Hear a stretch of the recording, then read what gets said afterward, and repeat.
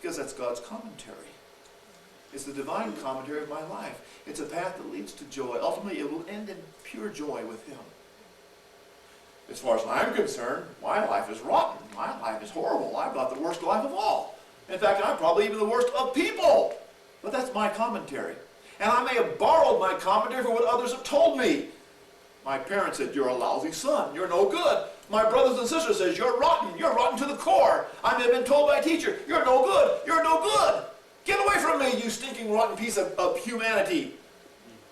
And my problem is I began to believe the commentaries about myself. And when I believe the commentaries about myself, I begin to live up to that false commentary. But God says, no, you are precious in my sight. I'm willing to spend my son's life on you. You are my precious child. You are my beloved child in whom I'm well pleased, and I will embrace you, and I will lift you up, and I will show you to everyone with honor and glory and respect, because you reflect me and you. What kind of a God would do that? Only a God rich in mercy. I take you to Exodus 34 now. The context there is Moses has been up on the Mount of God where he's received the Ten Commandments. I'm backing up a little bit. He's come down from the mountain. The people now are worshiping a golden calf. This is sacrilege. This is dishonor to the God who brought them out of Egypt and rescued them from not only slavery, but rescued them from a life of drudgery and death. And now they're worshiping a golden calf and calling it God. And Moses kind of has we might call a nervous breakdown. He is a nervous breakdown. He breaks the Ten Commandments, literally. He destroys the golden calf and grinds it up in the water and makes the people drink it. He calls together who is faithful, and the men of Levi, who are savage men anyway, surround him and they pull up the swords. And in one day they kill several thousand of the Israelites right there on the spot. Then Moses has to erect a special tent of meeting, not the tabernacle yet. We'll learn about the tabernacle later. It's also called a tent of meeting. But a tent of meeting where Moses will spend a great deal of time with God. And when Moses goes in to talk with God, it's like a man talking to a man face to face. It's an intimate, private, special, powerful moment. And when Moses comes out of that, his face is literally glowing from the experience of being with God. So much so that it scares the Israelites, and they've got to wear a veil over his face to keep them from being frightened. During one of these conversations, Moses says to God, show me your true self. To which God says, I'd love to, Moses, but if I did, it'd kill you. But I'll tell you what we will do. When we're on the mountain next, I'll hide you into a cave, and I'll cover the cave with a part of myself, and I'll pass in front of you. When I pass in front of you, and when I have passed it, I'll remove the covering, and you'll get to see the back part of me. So that's the context we have here. And chapter 34 describes what happens, and I'm going to pick up in the middle of that. Verse 5, then the Lord came down in the cloud and stood there with them and proclaimed his name. And as the Lord passed, and he passed in front of Moses, and he proclaimed, the Lord couldn't do this silently, he had to say something. The Lord, the compassionate and gracious God, slow to anger, abounding in love and faithfulness, maintaining love to thousands, forgiving wickedness, rebellion, and sin. Yet he does not leave the guilty unpunished, and he punishes the children and their children for the sin of the fathers to the third and fourth generation. This is God revealing himself. This is God describing himself. When God thinks of himself, what does God say? His answer is going to be different than your answer. Your answer is going to be like Isaiah's answer. Remember Isaiah? I talked about him in the last class. Isaiah got to see God, or at least a vision of God. And instead of thinking, man, this is great, his first thought is, man, I'm in trouble. I'm going to be killed. I'm standing in front of God. He's perfection and I'm imperfection. I am going to be destroyed. And God, who is rich in mercy, must act in mercy to the sinful man. God must touch his lips and cleanse him. When God first speaks about himself, the first thing God says about himself is, I am a compassionate God. I am a merciful God. I am a God of loving kindness. I am a God of faithfulness. I am a God who maintains love for thousands, and I forgive wickedness and rebellious. I am a gracious God. He says several things that seem to repeat themselves over and over again. It's kind of like he's trying to hammer the point home. And if you get any kind of point in all this, you get the idea there's two qualities about God that come up here. First is this part about his mercy and his kindness and his love and his compassion. And the second part is, oh yes, he's also a just God. Don't mess with me is the last part, because I'll get you. But when most of us think of God, the very first thing we think of is, oh boy, he's going to get you. God, I'll get you for that one. Like Isaiah, we expect God to respond in anger and judgment. Our God is a judging God. Our God is a terrible God. You stay away from him, or our God is going to get you. Our God's going to burn you. And a lot of times our whole concept of serving God is, don't you step across the line. You step across the line even an inch, and God will send thunderbolts. God will send a plague. God will get you with everything he's got. And you've completely missed what God is all about. Our God is primarily a God of mercy. He is secondarily a God of judgment. And when we reverse that, we do injustice to what we see of God and what we see of the exact representation of God as Jesus is described in Hebrews 1. Jesus is the exact representation of God. On one occasion, his apostles said to him, show us the Father. And Jesus basically said, hey, you look at me, you see the Father.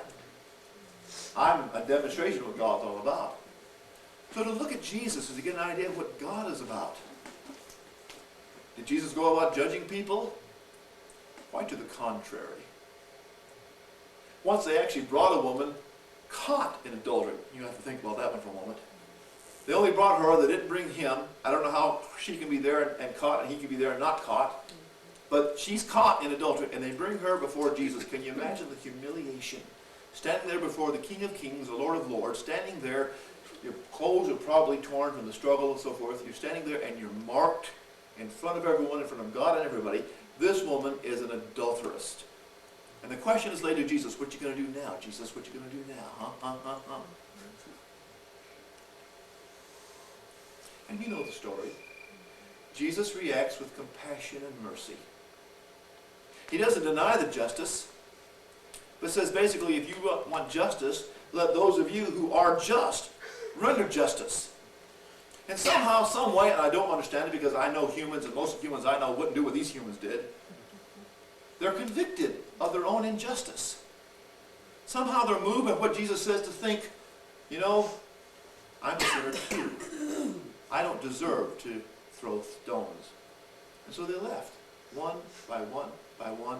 And all that's left is Jesus standing there with the woman, still full of sin, him still perfect. And he says to her, has no one condemned you? No one, sir. Neither do I. Go and sin no more. He still maintains the justice of God. But God did not come to condemn. God came to save. And a lot of us have a hard time when we struggle with that. How can God save me when I am such a sinful person? God knows my inner thoughts. God knows the kind of person I am. I don't deserve it. That's the whole point. Grace is favor you receive that you don't deserve. You could never earn it in 100 years. You can never earn it in 10 lifetimes. You can never earn it at all. It's a wonderful gift God has given you. Just too good to be true. And we sometimes struggle with that. But that's what the scriptures are all about. But more than that, make sure I don't go talking too long here. You can say, hey, he never shuts up here. We've got this chain going, we can't get him stopped. God expects of you, as we saw in our text, a work of righteousness, a work of good works, a good work of kindness. And this idea came to me many years ago when I was attending a unity effort in Milwaukee area. And a speaker there who at one time I think actually spoke here, Leslie Dieselkamp, was speaking on the subject of grace. And Leslie's quite renowned for a number of things, and at the time I first heard his name, I didn't think he knew much about grace. That was just the way I measured the man. But to my surprise, to my chagrin, he gave one of the most wonderful discussions of the subject of grace I've ever heard in my life. It was just marvelous. He was talking about what grace was all about, and it was everything I ever believed it was about, and even more. It was a marvelous speech. And after all of that was said and done, we all were congratulating him and patting him on the back and thinking how wonderful it was. We all went out to a restaurant to eat lunch together. Unfortunately, no one had thought to tell them we were coming, and so they were unprepared for us. So we get there, we've got like 25 of us, we're all trying to find a place to sit, and there's a waitress, she has no idea, and so she's trying to run from place to place, and she's trying to take orders, so she's getting confused, and she's got to rewrite them and do it wrong, and it takes a long time for everyone to get their orders. And the longer time goes, the more hunger begins to make its presence known, the more the grumbling, not only of the stomachs, but the grumblings of the mouth begin. And I start hearing some of these men who have been talking about how wonderful grace is start saying of the waitress, you know, I'm not leaving a tip. In other words, oh, leave a tip, but leave a penny. That way she'll get the point. And I remember thinking, wait a minute, we've been talking about grace. Why isn't there any grace for this lady here who's doing the best she can do? You can see she's sweating. She's trying to do the best job she can do. And it occurs to me then and there, it seems that grace is not something you receive only. Grace is something you give. Grace is a favor. Grace is an action. Grace is an act of mercy you give to others whom you think don't deserve it. How many times have you justified a cold shoulder to someone, not talking to them, treating them harshly, treating them difficultly by saying, well, they deserved it. They had it coming. How do you know what they deserve? And I ask that with all seriousness because, frankly, you're an unjust judge. And I'm an unjust judge. At my very best, I can't judge rightly. There's a whole lot of things that I just get wrong when I think about it. I remember a time with my son tested my wisdom as a father in many ways. And there's one time he'd done something and I was so angry with him for it. And I don't remember what it was now. I just remember what follows. I grounded him for, I don't know, it wasn't quite life, but 30 days, it was some long period. It was just a ridiculously long time. And stomped away. And he didn't say anything. He was in his room. And my wife came up to me afterwards and said, did you know that there was this circumstance that was also part of it, and this is why he did what he did, there was something else. And I heard these things. I said, no, I didn't know that, and that makes a difference. So then, in humility, I had to walk back to my son's room and say, I didn't know that there was this and this and that. Is that true? He said, yeah, that's what it was. I said, well, obviously I acted too quickly, and I take back the grounding. You're not grounded anymore. And then I made a confession to him. You know, it's hard being a father. I'm doing the best I know how to do, and I sometimes fail. And he gave me one of the best compliments I've ever had. I know, Dad, but you're doing the best you can, and I appreciate you anyway.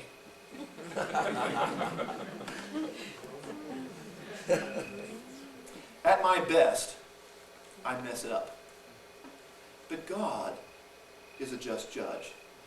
God's the only one who can take into consideration a person's whole life, the context in which they were born, the context in which they live. He knows the people he had contact with. He knows the influences he had. God knows the opportunities he had to hear the gospel and the opportunities he didn't have to hear the gospel. And God's able to weigh all of that and weigh a person's life and fairly decide what to do in a person's life. God is first and foremost a merciful and compassionate God. He's a God who understands. As I said to Jeff when I first met him and he's asking, how am I going to eat the Lord's Supper? God understands, Jeff, where you are. God understands what you can do and what you can't do.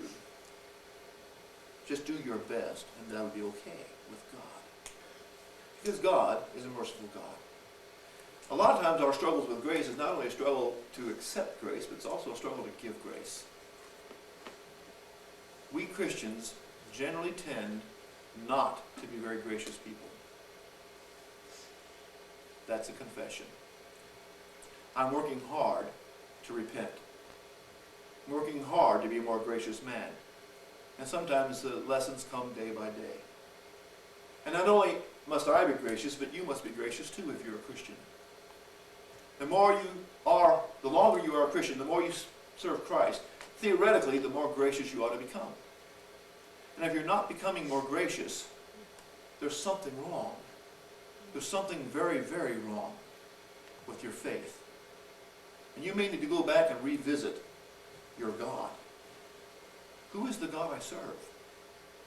I serve a God rich in mercy, a God rich in grace, who's not only saved me by grace,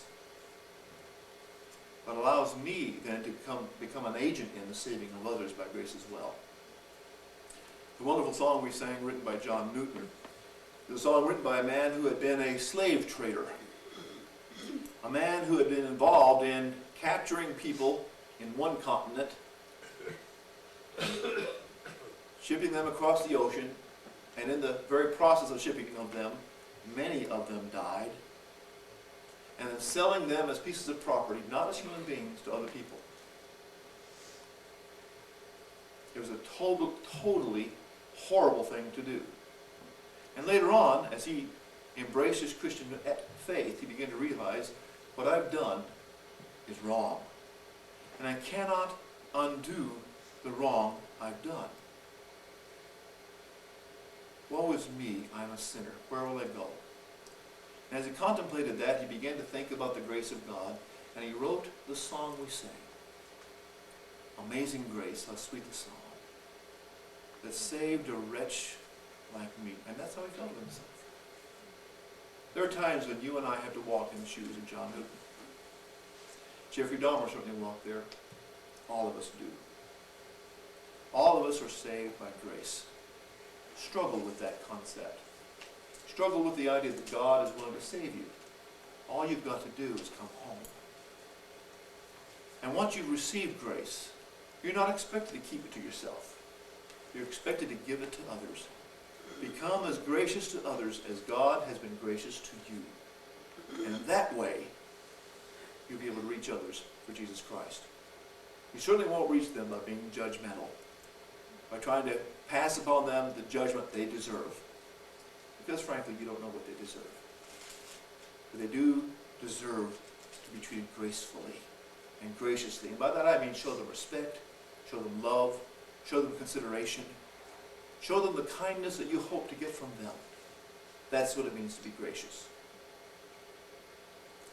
I remember looking at the song, but I don't remember what it is that you have listed. Maybe I'm looking at that song up there. Do you have the song you're going to sing? What is it? The name of the song? It's a blue sky to me. Is this a blue sky? No. Well, I would usually like to mention the song because I'd like you to think about what we're singing. Love lifted me. I was sinking deep in sin. Good description of Jeffrey Dahmer. Sinking